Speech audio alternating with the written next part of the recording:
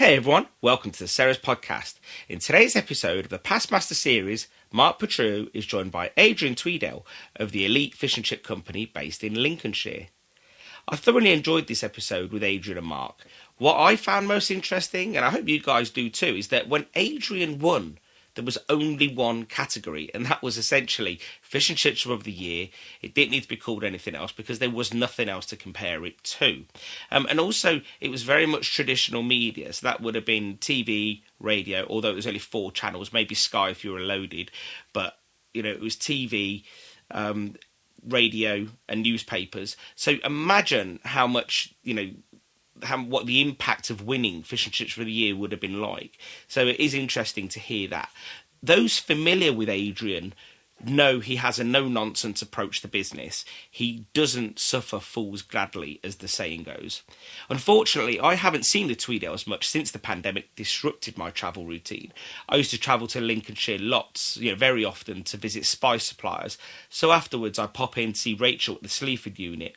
Many times we'd just sit over a cup of tea and a catch-up with both Rachel and Lauren, and sometimes Adrian. Many times I'd just watch Rachel work, really, to be honest. Lauren now runs a successful fish and chip shop of her own on the other side of Lincoln. However, I wanted to take a moment to remember David, who was mentioned in this episode a lot, and Frida, his wife. And that's Adrian's father and the girl's grandfather. I must admit, David really impressed me the few times that I met him. It was more than a few times.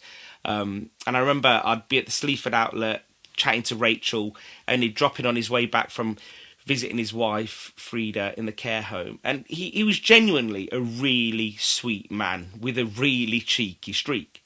Always ready with a good-natured tease. And if anybody knows me, they know that I actually quite like that.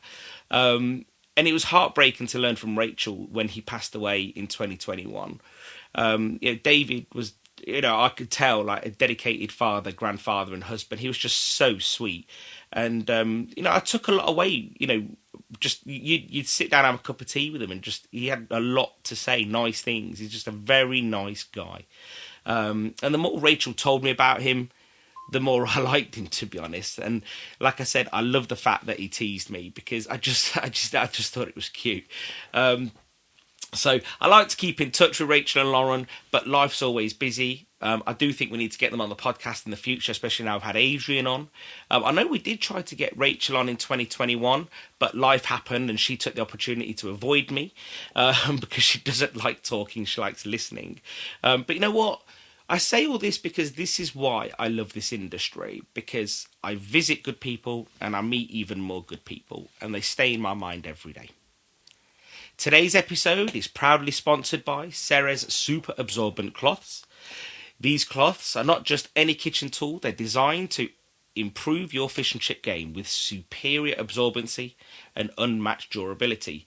Forget those flimsy towels. Ceres Super Absorbent Cloths will give you the perfect crispy batter because it'll absorb the fish, the juice off the fish. But if you're not using them for that, they'll clean up your workspace. These cloths can handle it all. Effortlessly absorbing spills and wiping surfaces without a scratch. They're reusable, eco-friendly. They're built to last. Don't just take our word for it. Lauren, a verified reviewer, not the same one, shares her experience. We use the super absorbent cloths to dry the fish before we pre-dust them. They effectively remove excess moisture, allowing the right amount of pre-dust to adhere, creating the perfect barrier between oil and fish. To experience the magic of Ceres super absorbent cloths for yourself, visit ceres.shop for next day free delivery across mainland UK. Stay updated with everything we're doing at Ceres by following us on social media and joining our mailing list. The links will be in the show notes, and join the conversation in the Ceres podcast discussion group. Don't be shy, don't just message me.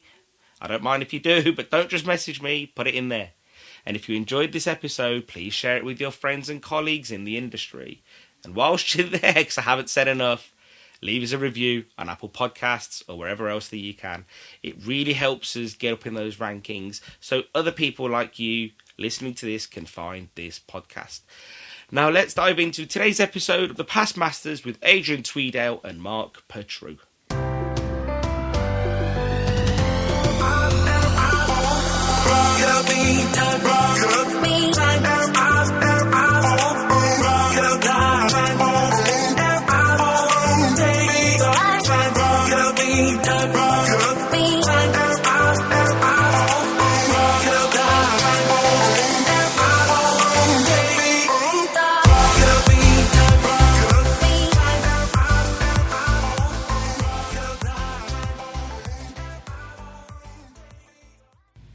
Right, I'm joined here by Adrian Tweedale, owner, legend of the elite fish and chip chain in Ruskington in Lincolnshire. Adrian, it's really good to have you on. Hiya, Mark. It's nice to be here. I've known you since long before you knew me. When I was a young upstart trying to find my way in fish and chips, there were two brands or companies that really shone and stood out for me and gave me something to aim for. One was Fred Capel at Chez Fred, and the other was the Elite at Ruskington. When you won Fish and Chip Shop of the Year, I really looked up to you and wanted to be where you were, and I had a long way to go because you won it back in 1992, which was that was last century. There was no internet, there was no social media, and I want to unpack all of that about how you promoted it, what impact it had on your business. But we need to go way back before that, because your second generation, your business actually started back in 1972 in Huddersfield. That's right. And I want to take you right the way back to that, and I want you to start there and tell me about David and Frida and how you were born a yellow belly but raised in Huddersfield. Yeah, I was. My father, by trade, was a herdsman, so he happened to be in Lincolnshire. Oh, he came to work in Lincolnshire with my mum. They got married in Halifax. Dad and mum and dad from Huddersfield, Halifax area, got married in Halifax, caught the train home that night after the wedding, back to Lincolnshire to his job in near Bourne, and they raised three sons. Our three sons were all born in, actually, I'm the only yellow belly, because Stuart, my middle brother, was born in Thorpe Hall, which was then Northamptonshire. Now it's Cambridgeshire. And Simon, my oldest brother, was born at Rutland Hospital. So all three sons were born in different counties. Okay. So anyway, father decided to relocate back to Huddersfield just before my first birthday, and went into partnership with his brother. They were just doing like milk rounds and he had a few pigs, and because he'd always been into agriculture and that sort of thing. And because he delivered potatoes around the various sites in Huddersfield, he came across a fish and chip shop called Kincliffe Fisheries, and he decided that he wanted to have a go. So my mum and him went into that in 1972, and from that point onwards, we just kept progressing forward. There were heavy days, very heavy, Mark. I look back, it's funny because I sent somebody a picture because I'm on a website, a site, and it's Huddersfield then and now, and the actual fish and chip shop came up. Really? And and when you look back to how busy it was, and we only fried. Our opening hours were 23 hours a week. That's all we opened. Okay. And if you converted that into today's money, it'd be just like, what, out of this little unit? How? But it was like, from being young, 12-year-old, I was frying chips and taking money on the Friday and Saturday night. So you were reared and geared into having a work ethic. Because we didn't have a lot when we were younger, but we had everything. If you see what I mean. Yeah, being in a family business, and did you get the job of doing the spuds or cutting the fish? Did you all have different jobs, or did you all muck in the same? Yeah, no, I did the spuds. Stuart did frying, and Simon Mills, his brother, he helped my father with cutting fish and things like that. Both brothers then went off, and Simon went into stockbroking. Stuart went into the RAF. I was actually, when I left school, I was going into the RAF as a dog handler, but I was too young because you had to join the military police, which would have been at 17. I did all the application and passed everything, but I went to work for father, or went to work for mum and dad from leaving school. I'm going to tell you a really interesting thing though, Matt. I'd been in and around fish and chips, yeah. I'd been in and out of that shop every day. But on my very, very first official day of working, got in the car at home with my dad, gets to work. We got to the door and he stopped me. And I'll never forget what he said. I just said to him, I said, what are you doing? He went, I'm going to tell you this now, lad. You're not a plumber. You're not an electrician. You're not a joiner. You're not a decorator. He went through all these different things. He said, you're here to fry fish and chips. And if you stick to that, you'll be successful. And that has never, ever left me. It's like, Elizabeth sat over across from me, like, asked me to change a plug. No chance. I'm the same. I say to people, I'll never be that mate who'll help you put up a shelf. No. Unless you want a wonky one that's going to fall down. But if you're ever hungry, I'm a feeder. That's what I do. And you know, we had some absolutely amazing times. I mean, it was a classic northern working class town. With working class customers, as we call it, you know, and the memories just are fantastic of those times, and the grounding that you get from it as well. You know, just to be never ever be bigger than the boots that you're wearing, and I think that's key to quite a few different things in life. They're hard people, but I would imagine the banter as well would have been fantastic. The stuff that we've seen, Mark, it's like, dear me. I don't think we get away with it in today's society, but that's what it is. And you know, we then opened another one in Huddersfield. So we had two running, and I don't know why, but I think it was about 87-ish, 1987. I suddenly had these like pangs of, we need to change, we need to move. And Stuart, my middle brother, was actually based at RAF Cranwell. Okay. And I used to come down and visit him and stuff like that. And he found that the shop that we have in Ruskington, the original one, had come onto the market for sale. So we had a chat with myself, Dad and Mum had a chat, and we decided that we'd sell up and uproot and relocate. Just itchy feet, really. You felt as though you'd done all you could do in Huddersfield, and Ruskington offered more opportunity. It did, and better work life. Yeah. Well, we came for the life more than anything, because it was that heavy. And I mean, like, it's interesting though, because I always remember the first night coming when we'd moved down, and I walked the dog in the village and never saw nobody. This was at 9 o'clock at night, and I'm thinking, oh dear, what have I done? Yeah.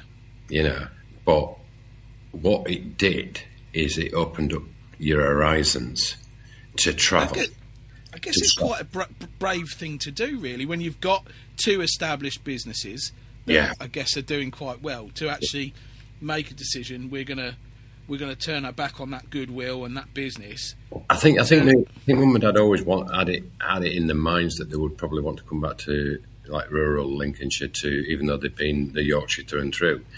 And you know, you've come across both my parents during your time, and they were just normal, simple laymen, as I call them. You know, that went to work, grafted, never moaned, never groaned, said it how it was, and just got on with it. So we came to Ruskington, and you know, had a restaurant on things. So it opened up not just, well, I suppose my horizons to travel, especially because like now I've got Ruskington, I've got Sleaford, I've got 2 in Lincoln. Lincoln's 16 miles away. That is the equivalent of me travelling from Huddersfield to Leeds. I'd have never have thought about doing that. I can do that twice, if not 3 times a day, sometimes. So opening your eyes up and then seeing what were happening in the industry, because then you become more involved in the industry and seeing the way forward. And I am going to say this because I think the recognition somewhere along the line has always been missing.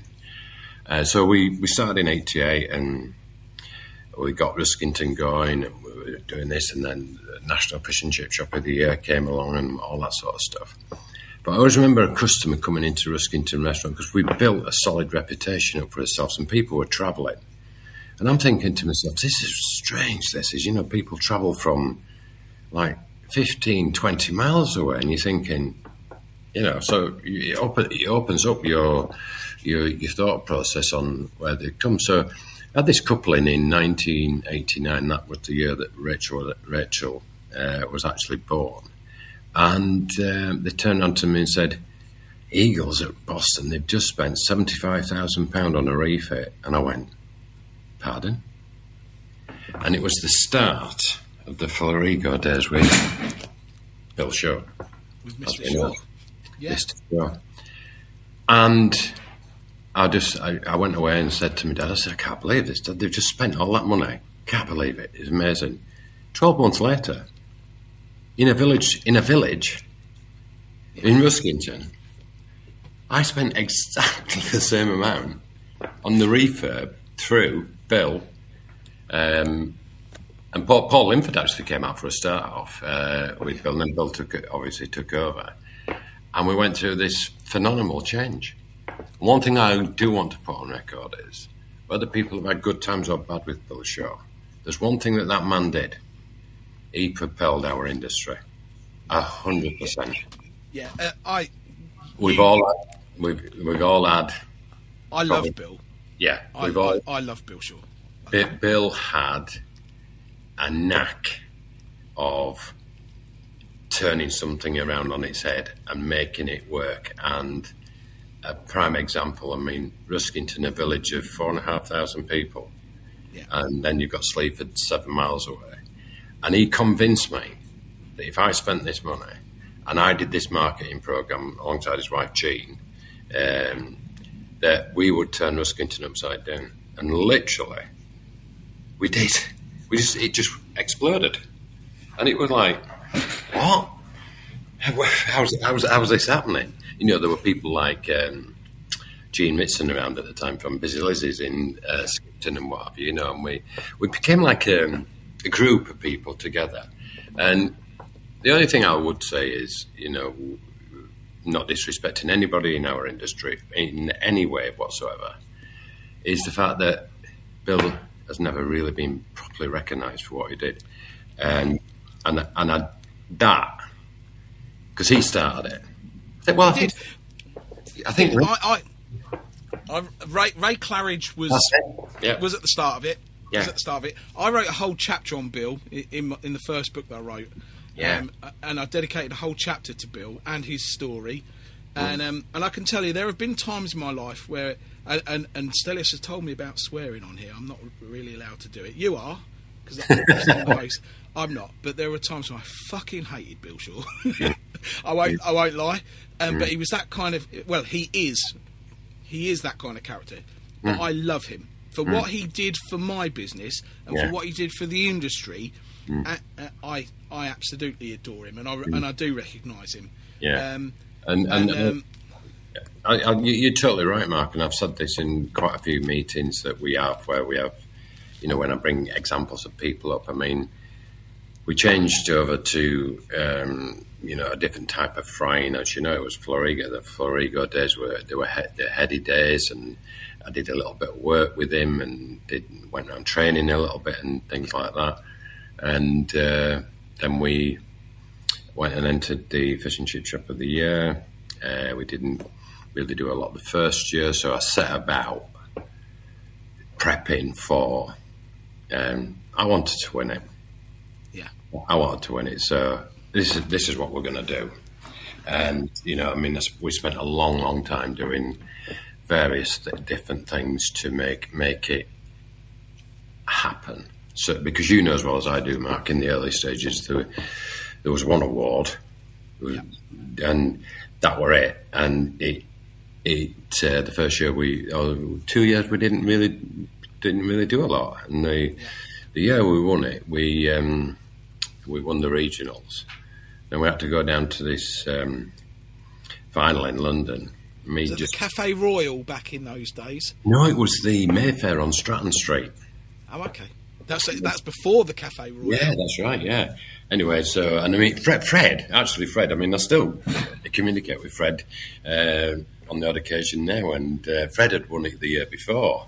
And so I gets there, and I'm seeing all these other competitors, and I said to my dad, I've only got a notepad with a few notes going on it. And they've got projectors and all this sort of stuff. And he just said, just go in there and do what you do. So, knock on the door, walk into this room with this big table with all these people sat down at Petrou from Middleton's, and various other people were sat around the table. And I stood at the end of it, Mark, looking down, thinking to myself, oh dear, what am I going to do? So introduced myself, and then I started just looking at my notes, and I literally just stood there and said, look, I can't do this. Put my notepad down, throw it down. I said, I'm just going to tell you my story. So I did. Told them my story. Told them, everything that they wanted. Got questions answered, all that sort of stuff. And then when they announced that we'd won it, there was one person I can't remember who it was, but there was one person sat on that panel that was specifically looking for somebody who could present on TV. A safe pair of hands. And later that night, he came across me and he turned on to me and he said, when you threw that pad on the table and said, I'm just going to tell you what I am and who we are as a company, he said, that did it for me. He said, because we've never had that before. So that then, as you know, you've been there, you've seen it, you've experienced it. It was just, all I can say is for the next 12 months, 2 years, it was just absolute carnage. I've never seen anything like it in my life, never experienced anything like it in my life. I mean, the amount of TV that we did, I've still got all the records somewhere stacked away in a box, but at one time, 1 week, 85 million people had either seen, heard, or read about us. Because there were only 4 stations at the time, weren't there? There wasn't even Channel 5. And you're thinking, what? And we did, and it was mind blowing. But we didn't rest on those laurels, because I got like the bit between my teeth, and I'm thinking to myself, right, what do we do now? So that was November. The following March, 93, we won Yorkshire TV's Fish and Chip Shop of the Year as well. That then kept the momentum going. So then we'd got a radio station just set up in Lincoln called Links FM, which is now a big radio station in Lincolnshire. And I started doing an advertising campaign with them, because I thought, I'm not going to let this lie. Let's keep going. And we just kept going and going and going and going. And it didn't weigh up. It just didn't dacker off. It just came. I mean, people came. Couldn't believe it, Mark. The stories. We had a couple. They came in on the Friday lunchtime. They were there at 11:30, Mark. And they had the fish and chips. They were from Birmingham. They went to Skegness for the day. Then on the way back at tea time, they said, we might never ever come back again, so we're having fish. So there's fish and chips twice in one day. Yeah. Crazy. There's enough fish and chip shops in Skegness, but they still would rather wait and get it from you. But that is the power of the competition. I mean, I don't know what we've entered different competitions since and done very well in different scenarios, Rachel especially. And you just think to yourself, the power of that competition when it first started was unbelievable. Whether it's the same now, I don't know, because I don't know what sort of upturn they get in turnover and stuff like that. But it was just for a village in the middle of nowhere. It was just unreal. Amazing. Well, I have to go back a few paces because you've clearly got batter in your veins, which means you don't need a notepad. You can talk about fish and chips till the sun goes down and comes back up. Mm-hmm. And that will have played a part in how you got the spirit of your business over in the room, and that's probably helped you to win the competition. But for entering the competition itself, there were various rounds of judging and stuff like that. Did you get feedback from the 2 years that you didn't do very well? Did you use that? Did you have a strategy where it was just like, we'll throw the kitchen sink at this? I just want to give the listener as much understanding of what you feel it took to go from being a nearly win. Well, as far as I can remember, you were given 400 applications for voting forms. Voting forms that your customers filled out. Yeah, and I think the first year we'd got about 370 back. Brilliant.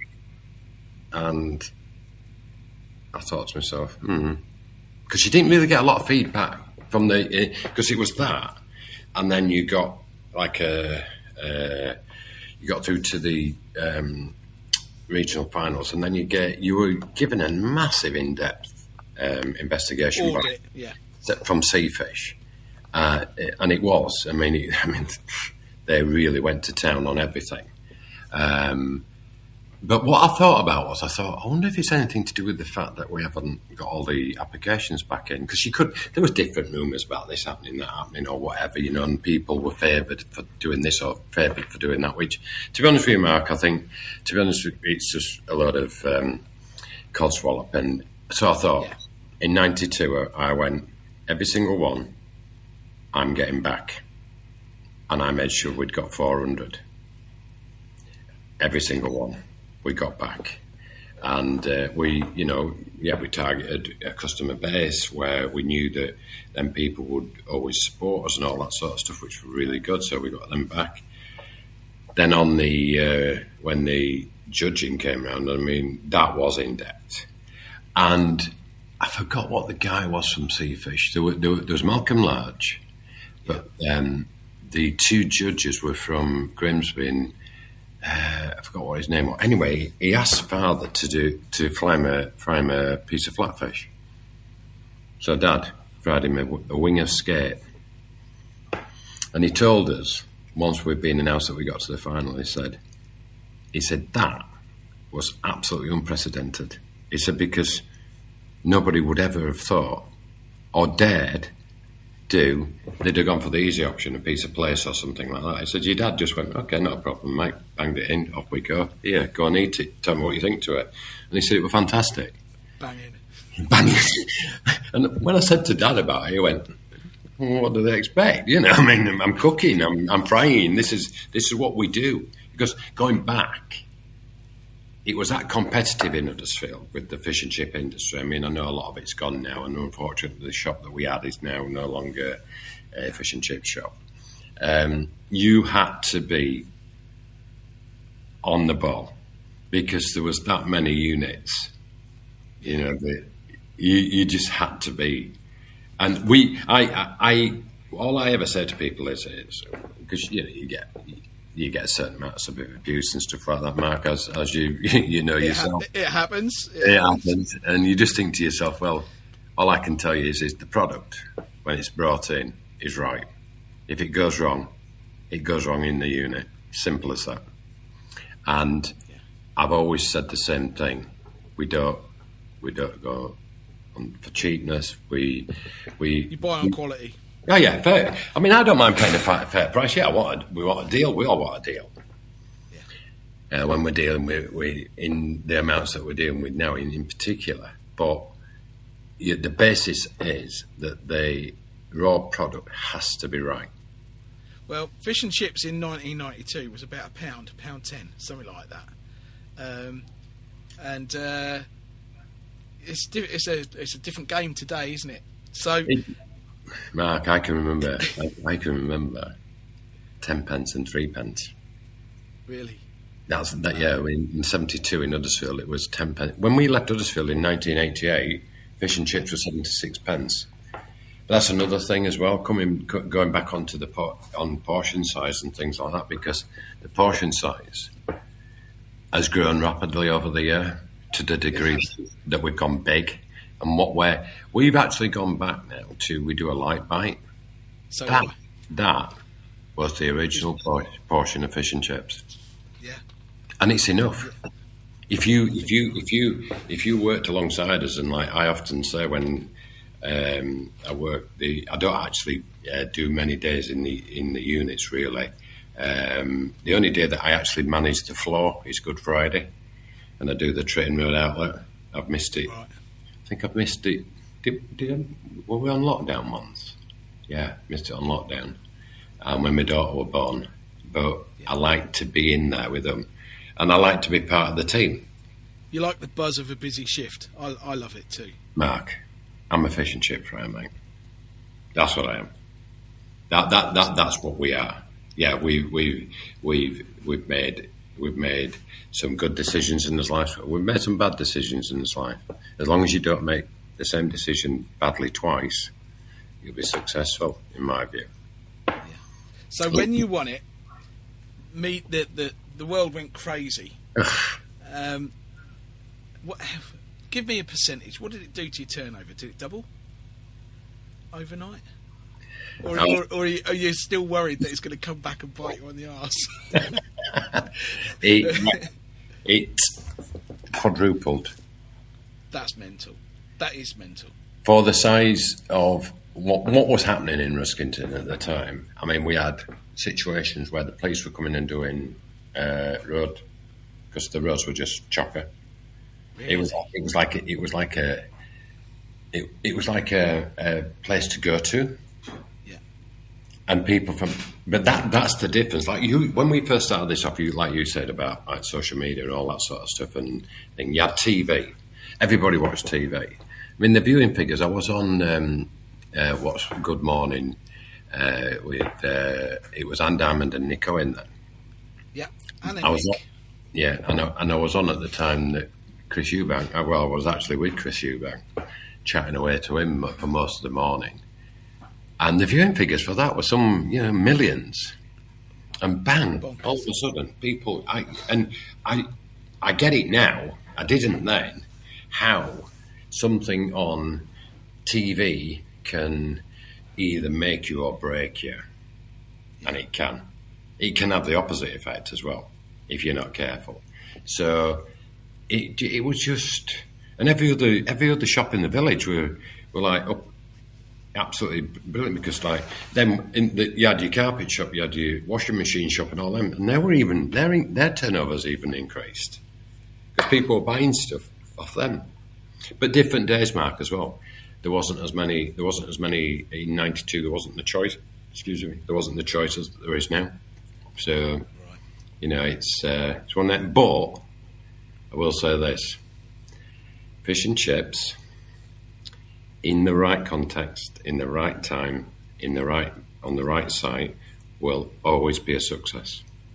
Okay. And I've been around long enough now, not to brag, but to see we tend to lose a generation, or not a generation, a time span with people. But if their parents had brought them in when they were young kids, it's connected a memory into somehow. And what I'll say is, like when I said to you about working on a Good Friday, I'll get people come up to me and say, "Oh, do you remember me? I used to come in." Like these are like men and women that are like in their 30s now. And I used to come into Ruskington with my mum and dad, and I go, "Oh yeah, I remember you." Well, I actually don't remember you, because at that time you were 3-year-old, and now you're 33, so you've changed dramatically. So you've set a person in their mind. You've set a night.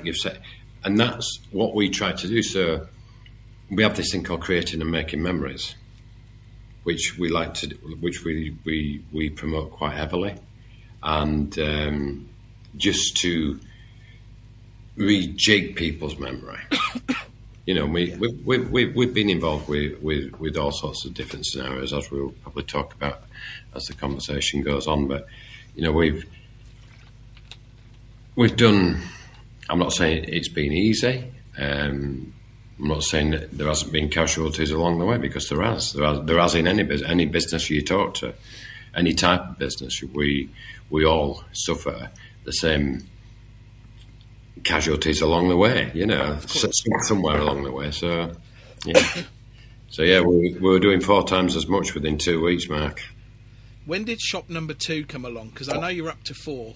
Yeah, well, we decided. Well, I'd looked around Lincoln and looked in 1993, late 93, and then I have a friend who's an agent who works as our agent now, and he found me the site on Tritton Road in 94, and we opened May 95 on that one.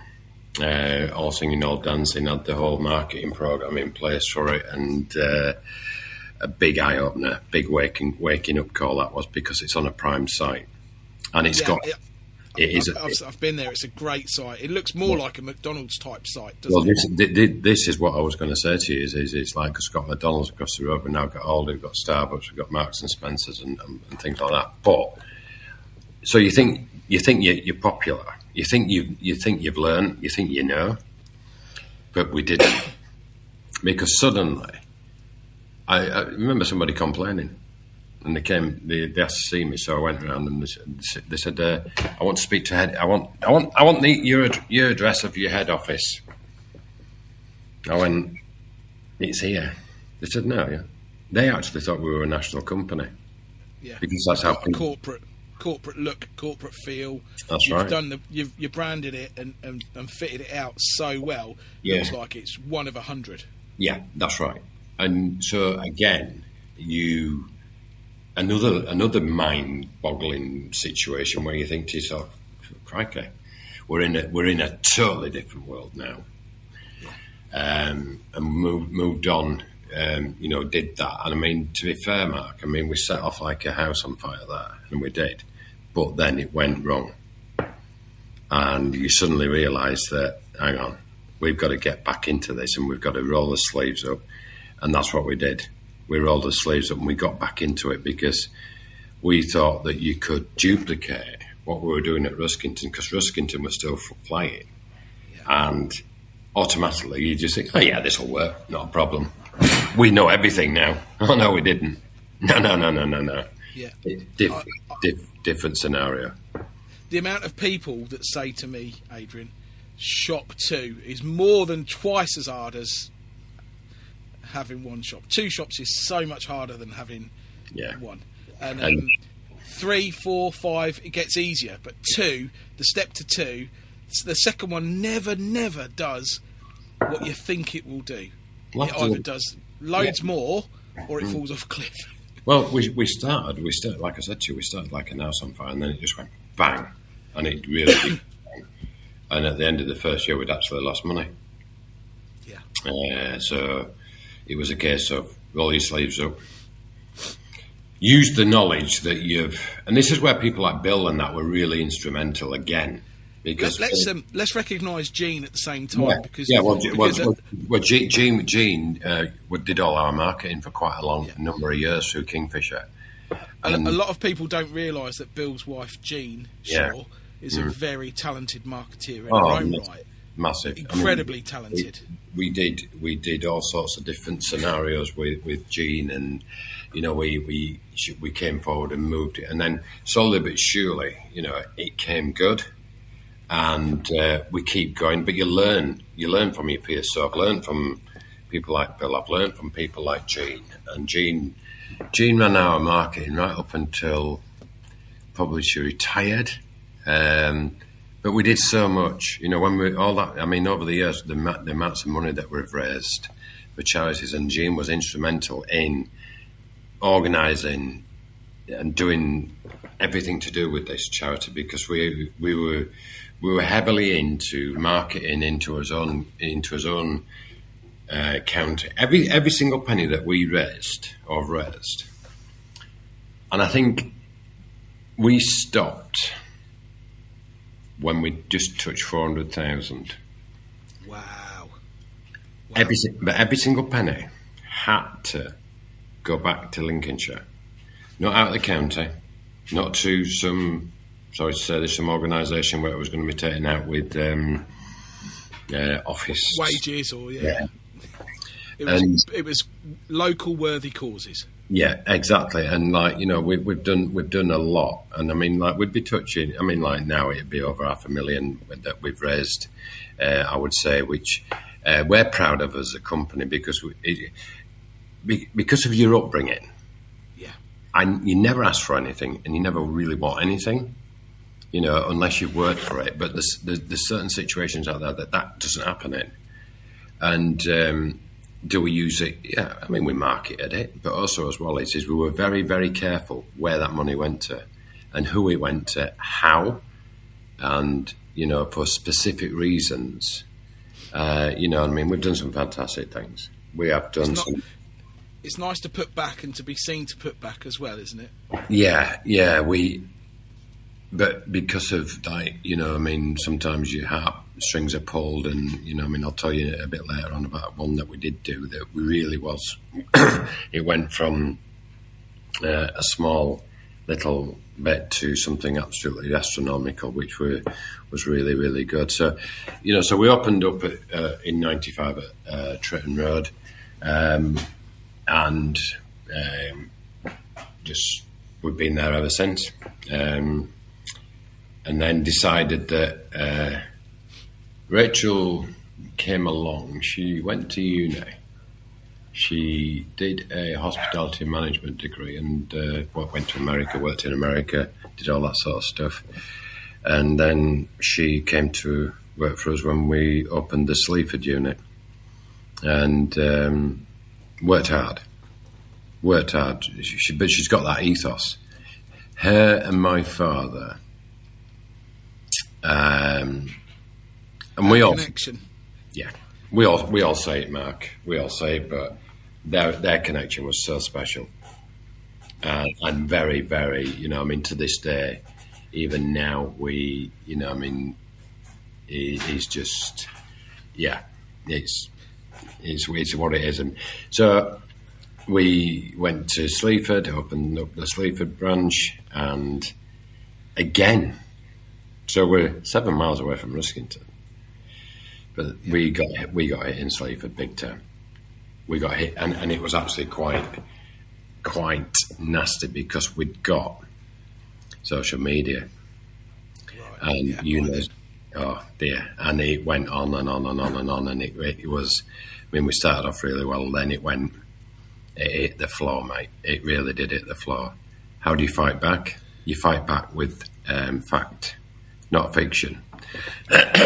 So there was groups against us through social media because, as you know, people still do it now. Trolling. Yeah. And it was organised. Do you think it was other chip shops or other operators? I don't truly know, Mark, but what we actually did is we got Gene had retired by then. Yeah, so we got a company in that picked all the IP addresses up, and we thought send them an email. So we sent every single person an email. I think there were about 100 and some people, and it was just constant. Yeah. And we said on this email, we'd like you to come have a look around the unit. You're invited to come have a look around, have lunch with us, and then from that point on you can make a view. How many people took us up on that offer? None. None. Not one. Did they go away? Yes. It was a very brave thing to do, but do you know what? A very smart thing to do as well, because people can be as brave as they want when they're sat in their pants behind a keyboard, but when you call them out on it, I think that's. Well, the other side of it is then because, you know, like as things have changed throughout my time in this industry, and we've got different scenarios going on all the time. And more what I call more professionalism, rather than me just turning on and saying, "On your bike, pal," you know, or "Get lost." You know, we have, like, Elizabeth deals with all the HR, all the finance, marketing is down to myself. Rachel is operations, and we have a manager. We have managers as well, quite a few different managers across the group, and we look after them people, but we're constantly monitoring, because the danger, social media is a dangerous thing. Yeah, it's a double-edged sword, isn't it? It's a double-edged sword. We need social media to promote us business, because there is nowhere else for us to now promote. Yeah. We do a lot of self-promotion as well to the customer base that we've already got. Yeah. You know, because you'll know, Mark, as well as I do. You're fighting a massive market out there now, where you are. You know, you are. If you've got online ordering and you've got your own data, you're one step ahead than if you're in bed with somebody like Just Eat anyway. Yeah. But see, your presence on social media has to be managed. You can't leave it to chance. You do need a strategy. Yeah. And you're out there to be shot down, aren't you? Especially when you've won awards like you've. Oh yeah, you've got to take the good with the bad. I mean, when so the strategy came back again into my mind when they did Sleaford. How do we turn this on its head? So Rachel pushed and she did the young fish fryer. Yeah. Well, I have to tell you something there about Rachel and young fish fryer. I was pleased to meet Rachel the first time when she came to KFE. As one of the finalists, and there were loads of finalists there. And the first time I met her, I knew she was going to win straight away. Did you? Yeah, and I did actually take her to one side, and I said to her, "You're going to win this," because she was, not because she was your daughter, not because she got what you had, the batter in the veins, but she was just so complete as a fish fryer, as an operator. There was like old head on young shoulders, and I guess she got some of that from you and some of that from your dad, Dave. Oh yeah, definitely. But it was there, and everybody could see it. After all of the finalists had gone, the people that were left remaining after they'd gone home, we all said to each, "She's going to win this." we all knew. Everyone knew that Rachel was, and that doesn't happen very often. But Rachel was. Exceptional. Yeah, that's because she took a lot of things on board, and I mean, like, she hasn't always come to me, and she's done a lot of things in her own right as well, and I never wanted the piggyback effect. Yeah, because I don't want that with Rachel, and Rachel doesn't. I know Rachel doesn't want it neither. Win it in your own things. Like with me and Mum and Dad, we were a team together, and every time I stood up and did a speech somewhere or presented something, I made sure that it was, you've got to remember, there's my mum and dad. My dad wouldn't, well, he'd have been banned if he'd have gone on telly, like. He's a straight shooter, shall we say. I think it'd have been, mind you, we could have done more for trademark. But he didn't want that side of it. No. He just wanted the graft. He wanted the accolade of, yeah, we've done well. And, on loads of different occasions, he said, we did well, son. We did well. And Mum as well, we did well. Consider, just a little back old chip shop in Huddersfield, and now look where we are. And the same with Rachel. Rachel, I give Rachel did that on her own. She did a presentation. She got this presentation together. And I got 3 individual people that had got nothing to do with fish and chips. And I said to them, can you come and just listen to this presentation? And they're from different industries, away from what we are. So they did. Yeah. And Rachel went out, and I sat there, and I looked at them all, and they just went, wow. Yeah. Wow. Yeah, and do you know what? She came across like she couldn't give a shit whether she won it or not. Yeah. she didn't seem like an excited waggy dog or anything like that. She had it under control, and she knew what she was talking about. And and anything you asked her to do, she just did it right first time. No fuss, no messing about. She knew the answers to everything, and she didn't push herself forward No. She just let her knowledge, her experience, and her understanding do the talking. Yeah. And that's what's that good was about it. Because she's gone from strength to strength on that side of it. Because it's like when I've said to, like, me and Elizabeth talk quite a bit. I mean, Rachel is often here, sat in the office here with us at home, and you can't pull wool over that girl's eyes, mate. No, she can't listen to this because she's just going to call me a brown nose. No, I'll tell her that. I'll just say it. But she shone. She really shone. So she won Young Fish Fry of the Year in 2015. Yeah. Did that give Sleaford a bit of a kickstart? Yeah, because what we also did alongside that, we did a lot of this family. We decided to go down the family route. Let's get these family business awards sorted. So, you know, they were all held at Wembley and places like that, and we met all sorts of different people, you know, that were there from other businesses, nothing to do with fish and chips. There were no other fish and chip contender in it at all. But, you know, you got Western Cider and, you know, all massive companies, Boodles Jewellers. Yeah.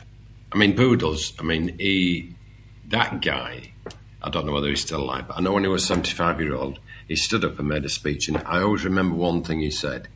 They had 6 units on Merseyside, and the biggest gamble they ever took was going onto Bond Street in London between Tiffany's, and Cartier.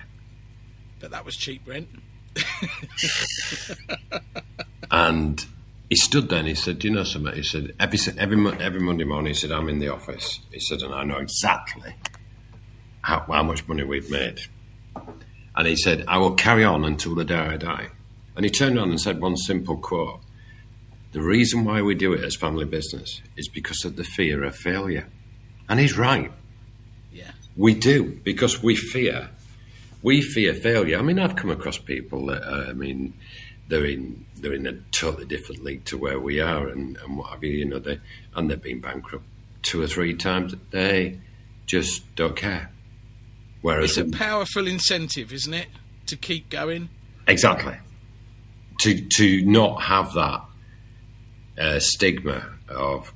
I mean, I know some people, unfortunately, have been liquidated and gone into administration for reasons out of their control. And I do understand that, but there's a lot of people out there that actually do it, just really just to scam the system, as I call it. But I would be very, very, very disappointed if one of my units had to go down that route. Yeah. I mean, you don't know with the COVID situation whether, that was one of the biggest, I think, time pressures on everybody. Yeah, you know, there are some businesses that before COVID were very strong, but the way people buy now, high streets are dying. Locations that were busy 4 years ago could be on their arse now, simply because people's buying habits have changed. They like to buy online. We're going cashless. You know, there's so many. You know, I know some really good shops, really good-looking shops with great product, but they stood counting their tiles every day because they don't know where the customers have gone. Yeah, the customers just order through their smartphones now, and they have not kept up. Totally. So you know, there's 100 reasons why you can lose customers. Yeah, you have to adapt. You've got to adapt. It's like, you know, what you've just said. I mean, so like if we just go back to the Sleaford situation, so with it was Family Business Awards and stuff like that, and we did really well. And it were interesting because I put a banner up outside Sleaford. Now, we're talking about social media and marketing, yeah? So Rachel's on the left-hand side, Young Fish Fry of the Year, yeah? Yeah. We'd had that up for a long time. Then on this side, we put Family Business Place, finalist, with the big colour, Wembley Arch and everything. Which banner do you think they looked at? The Wembley Arch. Yeah. So again, you're thinking. So we did more things, put Rachel into that and all that sort of stuff, because Rachel fronted everything with that. But like there was. Who was the guy off Dragon's Den? There was an Indian guy on Dragon's Den at one time years ago. He was at one of them, and she'd been to London because it's based around a lot of it was based around young women in business and stuff like that. Someone Khan. Really, really popular guy was on Dragon's I know Den. who you mean, but I'm rubbish with names as well. Yeah, But and I know the one you mean. I spoke to him, and he just turned around to me and he said, I know she's your daughter. He said, but she's just got that thing. He said, she's got that. Whatever she does in life, wherever she goes, she'll have success because she's got this knack of being able to express a point. So we brought Sleaford round, and we were successful with that. And then we decided to do the Bailgate because I'd always wanted to be up in the cathedral area of Lincoln. Yeah. And I'd always been promised a site by the landlords if anything ever came, because I'm good friends with the landlords. Yeah. And we opened that up 6 weeks before lockdown. That's which made us change. We changed the format of that though, Matt, because I wanted to do the fancy seafood restaurant, which we still got the takeaway, fish and chip takeaway on. So basically, in a nutshell, we flew for 6 weeks and we were flying, but unfortunately, due to COVID and stuff like that, I had to change the format, and now we've gone back to what we do everywhere else with a little bit more. The menu's varied a little bit. We do mussels and sea bass and all that sort of stuff grilled. Yeah. You can have it whatever you want, gluten-free, all that sort of stuff. But stick to what you know. Yep. And it's now successful, so that's good. So there's been some sadness as well along the way. I know you lost your dad more recently, but your mum passed away as well. Yeah. And so there's a changing of the guard as well. That must have had a profound effect on you, losing your mum first and then your dad, because they were such a big part of the elite, weren't they? Oh, massive, absolutely. I mean, I wouldn't be sat here now. Rachel wouldn't be in the position that she is now without both them. And the sad part about Mum, obviously, she contracted Parkinson's in her early 60s, and then she developed dementia, and she was in a home for 6 years. And you know something? My father never, ever missed going to that home. 6 years, every day. Nobody else were going to visit because you as you can imagine what them sort of homes are like. Yeah. And, we, unfortunately, she come to the end and she passed away, which was really, really sad. And then, so we're looking after Dad, which was, it was brilliant. If you said to me, who's the hero in your life? And I can genuinely say this from the bottom of my heart, it's my father. Because you don't realise, and this is what I've tried to say to people as well, I lost my best friend. Because I haven't got that person that I can go to on a Sunday night. Even though he was a man of very few words, I haven't got that man that can just turn around and say, you'll be all right, lad. You know what you're doing. Rachel's good, Elizabeth's brilliant, but suddenly, because it was so quick with father as well through lockdown and what have you, and he never complained. He deteriorated. We'd noticed that he was deteriorating, but he never said anything to us. And anyway, one Sunday night he deteriorated, and I had to call an ambulance, and 2 weeks later, he'd passed away. And I didn't get there, which is a part of life that I've had to deal with, because I wanted it to be there to hold his hand while he went to whatever happens next when you pass away. And so that hurt. And the nurses, to be fair, the nurse that rang up that Saturday night, I'll never forget it, she was in tears because we'd planned for him to come home. And don't forget, Mark, 2 weeks previously, we didn't even know he was riddled with cancer. Never knew. No time to prepare for it. No time to. I've got pictures of him a month before, and he's sat with a cigar on. Yeah. Just sat there looking at you. And we've got photographs of him everywhere. Liz, luckily enough, because she kept shoving chocolate eclairs into him, because we'd noticed his eating habits had changed, and she got the pleasure of watching Crocodile Dundee with him one Saturday night, and it was his favourite film, and and then all of a sudden he's gone. So we had a situation on lockdown where I couldn't. I was there within 20 minutes of him passing away, and you do what you have to do on a personal note. And then obviously the funeral. I mean, you could only have 30 people at the funeral, but Ruskington, the respect of people, because they all came out, Mark, and it was just, all I can say is wherever he is and whatever he's doing, he'd have looked down and said, well, I don't know what you lot are doing now. Why aren't you all bloody working? But it's humbling as well at the same time. It's befitting as well. Yeah, he was. I don't know you can't explain somebody who you've been with, all these years, and then all of a sudden I found that he'd gone, and so big learning curve. Don't take things for granted, because one day. And everybody starts looking to you for direction and answers as well. And he's not there behind you or beside you, on your shoulder, giving you the confidence and giving you the belief that he's given you. He always made. It's like when we go back to the Bill Shaw, the refit of Ruskington in 1990. You have to excuse me because the dogs are making a noise. This is live. It's all good. I'd said to him about the money. He said, "Well, off you go, lad.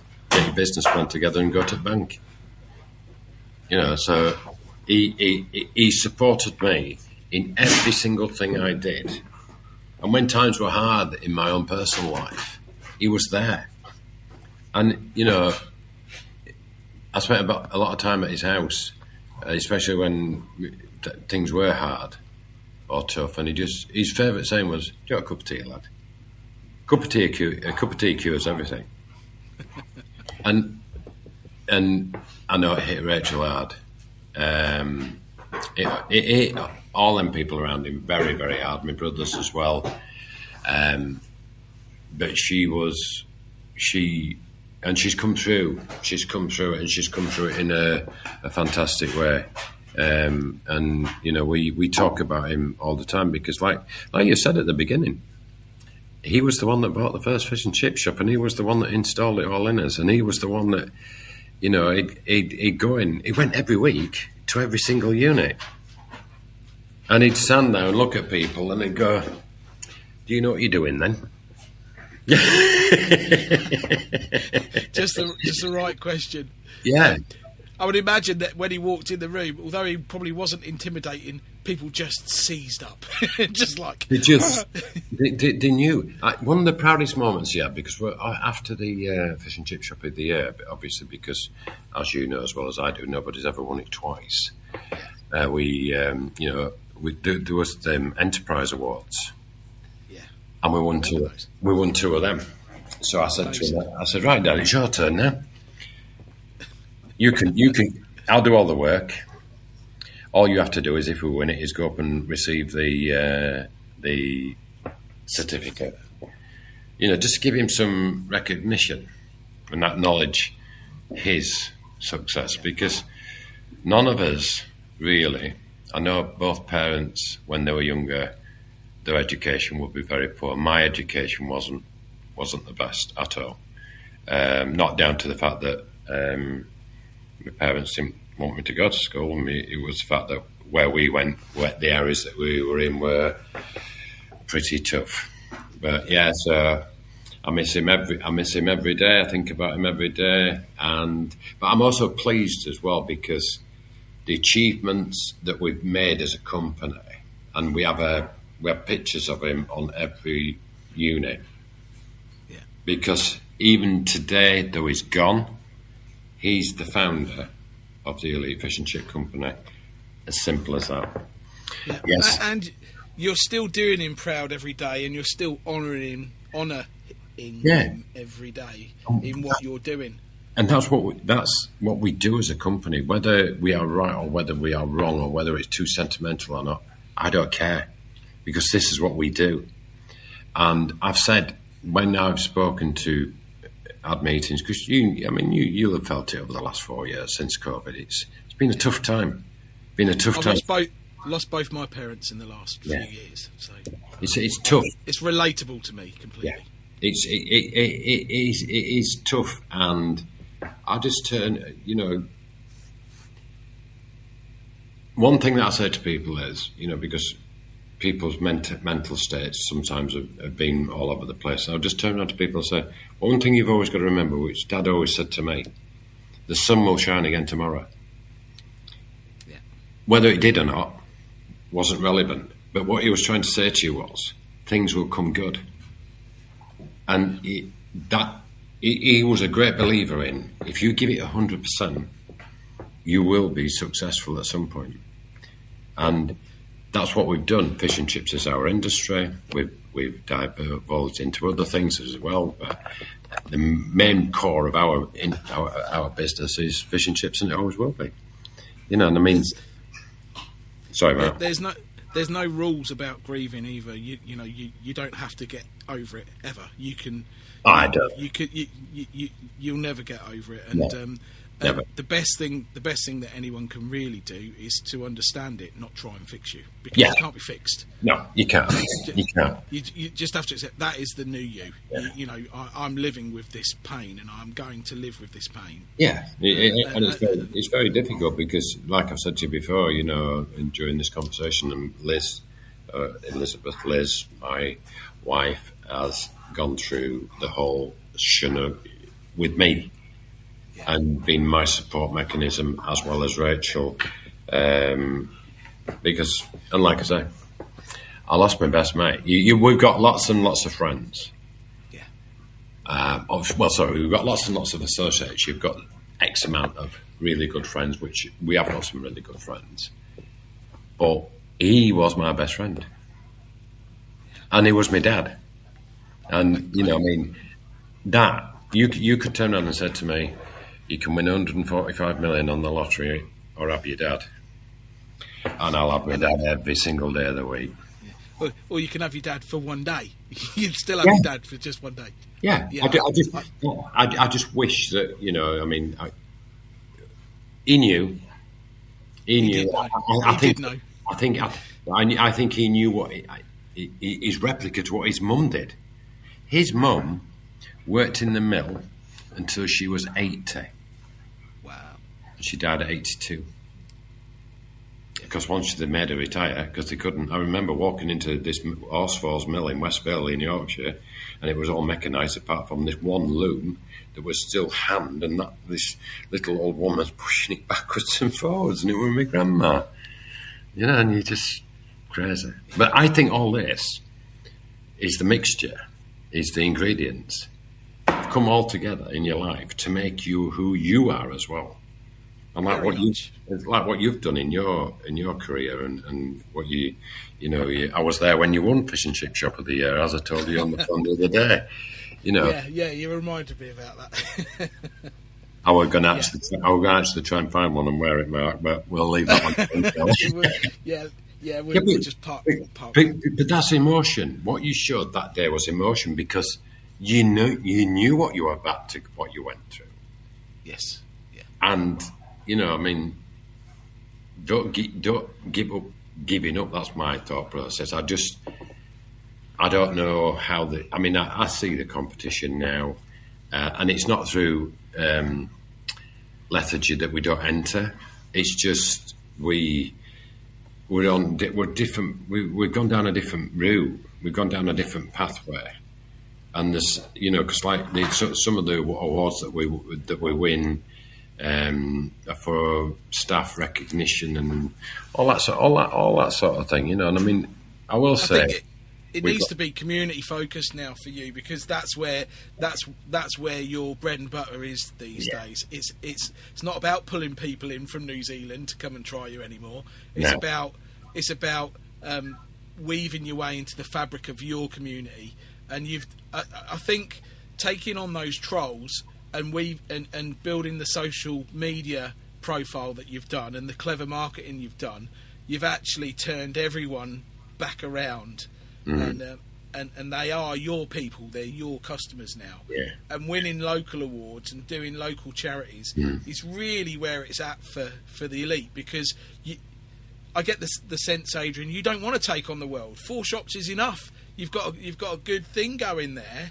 It'll be down to Rachel and Elizabeth as to whether we want to expand. I mean, we could expand tomorrow, as you know. I mean, no regrets. I've got no regrets. I mean, we nearly came to Peterborough years and years and years ago, but at the end of the day, we are where we are. I think because of the present situation or climate that we are in this country, and I don't think we're anywhere near out of anything, that it's time to stand firm. Yeah. You do what you're good at. Use every unit and use it to its fullest capacity. And I went down to KFE with Rachel because we were having a new range next February put into the Tritton Road unit. And on the way back, and this is how articulate she is, because she was talking about Deliveroo and Uber and Just Eat and stuff like that. And I just said to her, so I sat there in the car and I'm driving and I'm pretty anti because of what I'd heard. And she just turned around to me and she said, she gave me 4 reasons, can't remember which they all are, but she turned around and said, it's no different than somebody getting in the car, they're coming out, buying the fish and chips and taking them home. And she proved the fact to me. So she hasn't had to prove it, but the way she put it to me, I thought, yeah, you're right. And so we're trialling it at the moment at the Tritton Road one, which isn't the best site to trial it from. Yeah. The other 3 are. Once the other 3 come on board, and what we've seen is a hit rate higher, click and collect higher, because people, like you've said previously, they all work off this. Yeah. Spend, if you go to click and collect, our spend is higher on click and collect. On on Uber, it's higher, because when someone's queuing in your takeaway, Mark, they haven't got a chance to look at your menu properly. No, but when they're sat on their sofa at home, they can peruse it as they wish. Yeah. So you know, I mean, does the industry change that much that somebody sets up in an industrial unit somewhere, and that's all they did? It's happening. Yeah, I once went and did I can't remember, Braintree in Essex. I once went down for Florigo because they'd supplied this company with a load of Southern Fried Chicken machines. And it was an industrial unit when I got there. And that's all they were doing, delivery. Yeah, I know an ethnic outlet, I won't say which type, an ethnic outlet that is running a Harry Ramsden's from their kitchen at the same time. And if you go on to Just Eat and book a Harry Ramsden's, it comes from... And they wear Harry Ramsden's uniforms, but you go and try and find that Harry Ramsden's store in that town, and it doesn't exist. Yeah. So, you know, so it's already happening. I'd like to talk to you off air about my experiences of using online platforms, but this isn't the place all the time, so we'll do that when we finish recording. Moving on then. Yeah. What is next for the elite? Where do you see yourself going? You're going to stay in the business as an advisor, as the CEO, the top man, and we're not until your last breath. Yeah, we're not geared to retire. Yeah. We plan our lives. While we've seen so many different changes over the last 2 years. The Elite is a seriously professional organisation now, where I've got people like my wife who does HR and has worked for companies like Next and Ernest Jones and places like that, where she's been involved with that sort of situation. So rather than me going in and making a complete and utter mess of things, everything is done correctly and properly. We're dealing with younger people that are suffering a lot. We've seen quite a lot of this mental health issues in the workplace. So, like in days gone by, pull your boots up and get on with it. The problem is we've got to address all this now. PR, all through social media, and coming up with new ideas, making sure that the staff levels, because we never really got back to staff levels that we had pre-COVID, because we really did struggle to get staff back. Even though, the furlough payments came in and stuff like that, we lost a lot. And it changed. I'll tell you what it did, Mark. It changed a lot of people's views. You can't work from home in a fish and chip shop, can you? You can't do it. It doesn't work. But that's one of my big bugbears at the moment, is purely and simply a lot of organisations that you're talking to, professional ones, big ones, government-run ones, are still working from home. And the time that it's taking to sort problems out, I have Nigel Tyndall, who's my operations manager. Thank God we've got somebody like him, because, dealing with the utility companies. I didn't know Nigel was with you. He's a nice guy, really nice. Yeah, he's been with us over 10 years now. But we needed that person, because it's going in depth with everything now. We look at like Rachel's operations as in watching all what's going on and doing the rotas and stuff like that. And I mean, they respect Rachel. The staff do respect her massively. Liz is HR, finance, and we all work the floor still. Yeah. Never. You all enable each other to have a good balance as well. The right amount of time off, the right amount of holiday, and. It gets to the situation where sometimes you have like a domino effect of like Liz with HR. We'd had a period of time where not a lot's happening, and then she had 5 on Friday and Saturday. You had to deal with 5 and it's like all hands on deck. Stuff that me and you years ago would have just turned around and went, really? Yeah. But we've got to accept that it has changed. Things have changed. So we move forward. Do we expand? I would always be up for expansion. But it's whether Rachel and Elizabeth want to do that, I would say. They're the 2 biggest influences on that. But I don't think you can stand still, Matt. No, there has to be... There has to be growth in some way, shape or form, because costs keep going up, and if you don't grow your sales and your costs grow, then your profit shrinks. Yes, that's right. So at the end of the day, it's a case of, I think that as a company we've got the knowledge now where we can open for every single aspect. Which is like drive-through. Still have the restaurant bit though, because it's when your fish and chips is at its very best, isn't it?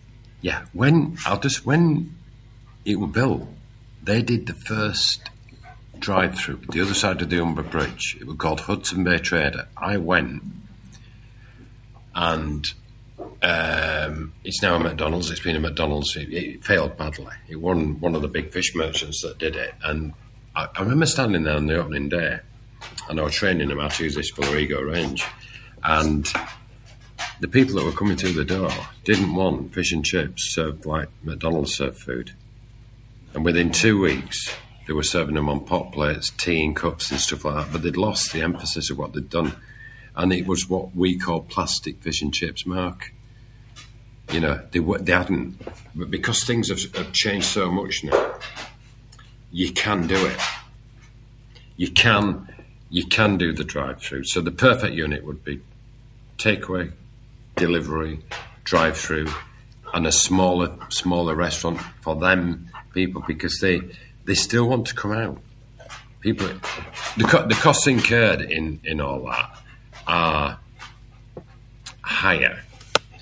The perfect scenario would be the perfect takeaway, to be honest with you. But you're not going to get that anymore. No. You're not going to get it. It's a tough one, isn't it? It's like I said to people, I mean, we have this big thing up on the wall, you know, about during the Second World War, fish and chips weren't rationed. And the only time that fish and chips had not been served in this country was during COVID, when they shut us down completely. Yeah, I stayed open. I considered myself an essential worker. I put on a fluorescent coat and I found a way to deliver it and keep people safe. They paid online, I left it by the front door, rang the doorbell and I ran. And it was very lucrative for me.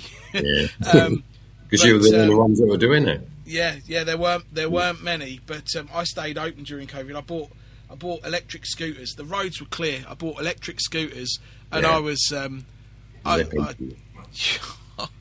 I had to sell them before I killed myself. Yeah, but do you find it sad, Mark, that, you know, I mean, like, this is where the younger generation have felt it, that they were like, as if they were locked up for 6 months of their lives. And it's just like, they didn't know what to do. If it hadn't been for mobile phones, what would they have done? I know. I've already come out and said that I wasn't particularly sympathetic at the time, but I'm learning to appreciate the impact that it's had. I was very much pull your socks up type attitude at the time, but it affected my kids, and I do recognise it now, because we have to recognise it and we have to take that into account, because if we don't, we're on a sticky wicket, aren't we? So I want to give you an opportunity to recognise some people that have had an influence along the way. I know you've already said about Bill. I've got a brilliant Bill Shaw story to tell you, but I'm not going to share it with the listeners, because I'll tell you what, Mark, I've got some but yeah, Bill. He's got to be one. I mean, Paul Williams as well at KFE. Paul Williams at KFE. Fred. Yeah. Down in the south. I mean, if we're ever down there, because I do travel to Dorset a bit, I try and go across to see him. But Fred, I mean, he's very generous, isn't he? Fred?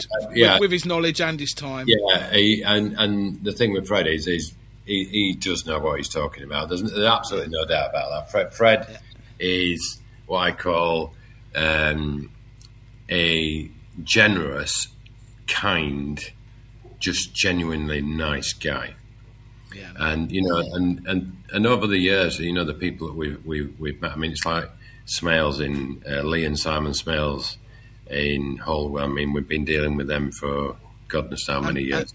And Bobby. Yeah, Bobby. Yeah, I don't deal with Bobby. I actually deal with Simon, and they, you know, Vince Willis from Prize Pride, who's retired, and I mean, we brought him up to Lincoln. He was my dad's rep. Vince was. I remember Vince when he was pencil thin, and he had an Errol Flynn kind of vibe going on, didn't he?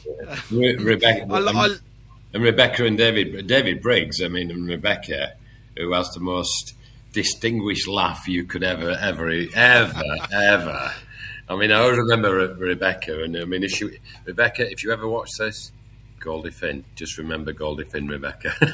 Goldie Finn. But you know, lots of people, lots of different people, previous bank managers that we've had that have supported the company, all the, you know, every single customer that's ever walked through our doors, you know, we thank them all, because they've all taught us something, even if it's just to be, you know, humble.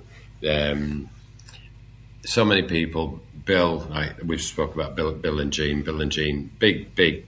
Bill was a big instigator behind a lot of things, and you just think to yourself, yeah, but a lot of the characters have now gone out of the industry, as you know.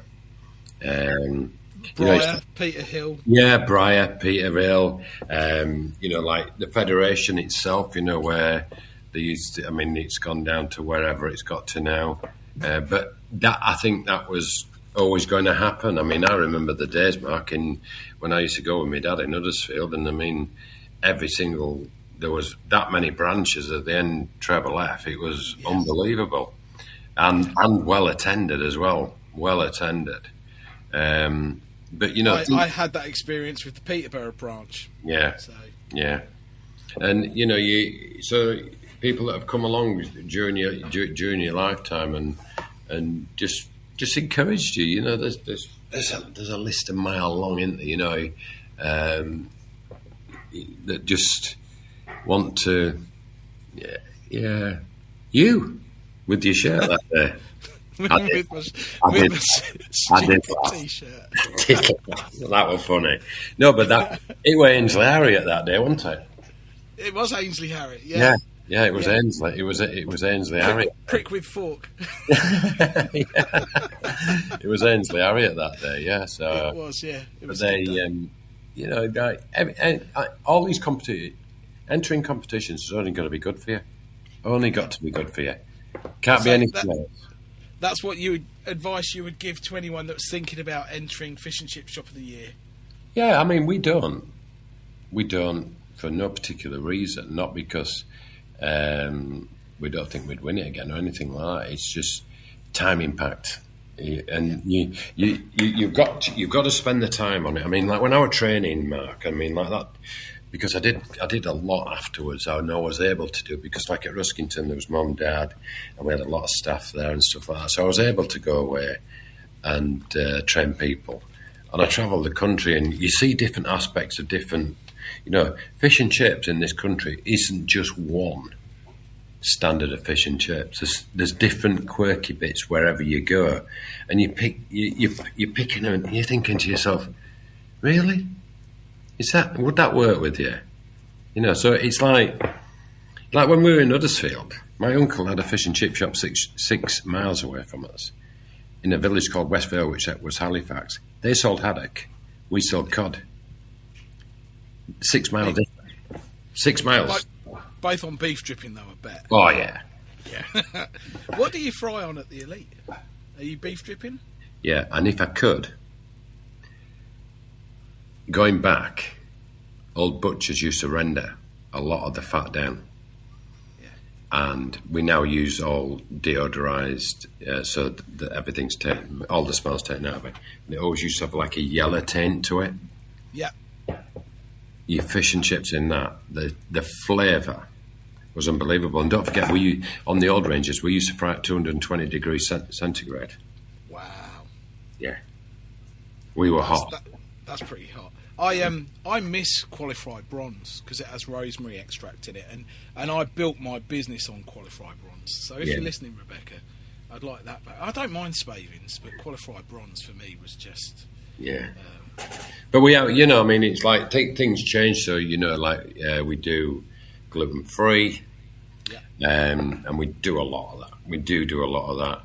You've changed the amount of grilled fish that we sell, Mark. You know, we sell because you've got to adapt to your customers' needs.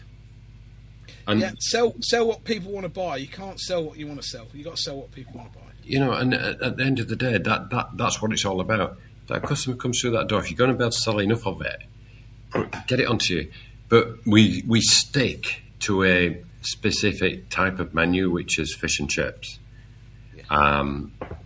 You know, we do chicken burgers, but I'm not going to start going down the line of transforming things into pizzas, burgers, all that sort of stuff. No disrespect to them, but that's their job. What did I say to you? Every man has his job. Every man has his job, and that's how it goes. I think that's a great place to finish it, where we almost started, really. Yeah, well, I'll tell you what, seeing you has brought a smile to my face. I've just been watching across at Elizabeth, and she's been. I thought you was going to say it's brought your dinner up.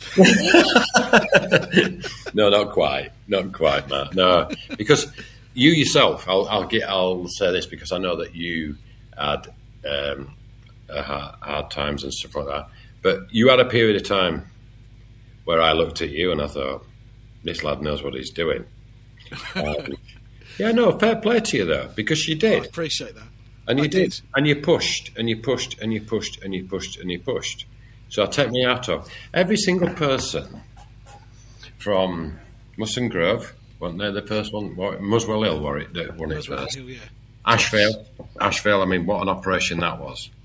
Epic. Yeah. Fred. Yeah. And then afterwards, the ones that came along afterwards. I mean, I had massive respect for Jean Mitson from Busy Lizards. Massive. Because she was from the old school. But also as well. Loved her. Yeah. She was just a lovely, lovely lady. And she actually used to come down to our works Christmas parties.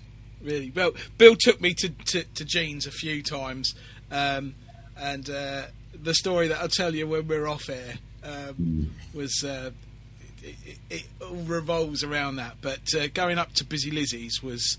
I remember before she moved to Skipton, she was at Cleckheaton. Right. And I went to Skipton, so yeah. But the characters that have gone away from the industry, that too many to mention, but are fantastic. I mean, people have turned around to me and said to me, "Would you have ever done anything else in your life?" And I said, "No."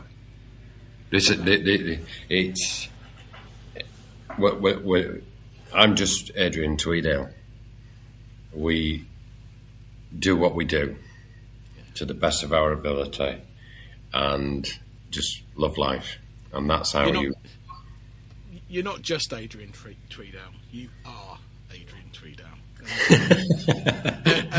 And it's been a pleasure for me. It's been a pleasure seeing you as well, because you actually still do a bit of work at KFE, don't you? I'm doing a lot of one-to-ones. I've got a guy flying in from Florida day after tomorrow. He's opening a chip shop there, and I'm training him at KFE. Yeah. I'm doing lots and lots of training for KFE, and I love it. I find it really, really satisfying. Not that I like the sound of my own voice, but it's nice when you actually make the connection and people get it. They understand what you're trying to get across. Yeah. So I am really enjoying that, and I work with one or two other chip shops as well. On a consultancy basis. So that's an itch that I enjoy scratching. But I've still got one shop as well, and I love that because it pays for handbags and shoes. Yeah. Got handbags now, mate? Well, only at the weekends. I've just got a big smile across the table, maybe. You want to see an handbag collection? No, it's been great. Well, look, next time I see you, I'll pay at the bar. Yeah. Guess what? What? I don't drink. I'm teetotal as well. It'll be a cheap round then. We'll both have a glass of water. Yeah. All right, buddy. Adrian,